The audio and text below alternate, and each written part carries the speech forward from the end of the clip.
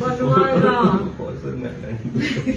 तर आज आपण बनवणार आहोत जवळा. तुम्हाला माहितच असेल कसा बनवायचा ते, पण माझ्या इमॅजिनेशन मधली रेसिपी जास्त इम्पॉर्टंट. एनिवे, तर आपण एकटं सगळंच करू शकतो, पण तो पुरुष नुसताच बसलेला असेल तर आपल्याला सहन कसं होणार. तर त्या पुरुषाला बोलवूया, पण त्याला डायरेक्ट काम नाही सांगायची ट्रिक आहे.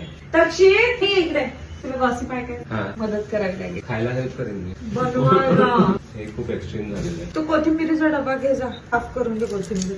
मला गॉसिप तर सांग. सो तुला ऐकायचंय की नाही गॉसिप? मग मी सांगेन तसं माझ्या इशाऱ्यावर नाचायचं.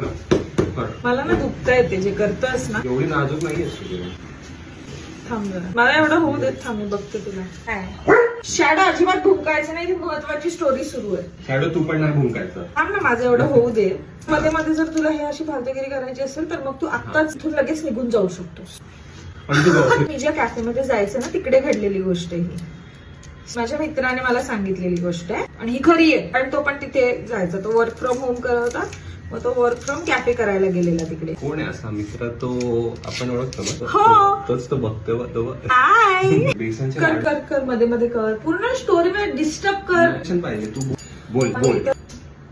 त्या दोन्ही मुलींची लग्न झालेली आहे. मुलगी 1, मुलगी 2. आपण तर काय बाबा नावं घेत नाही कोणाची. मुलगी 1 ने निशांतवर चीट केलेलं, म्हणजे तिच्या नवऱ्यावर. मग मुलगी 2 ने तिला विचारलं की बाई काय कसं असं तसं. मग तिने सांगायला सुरुवात केली ज्याच्या बरोबर तिने चीट केलेलं नवऱ्यावर तो मुलगा ती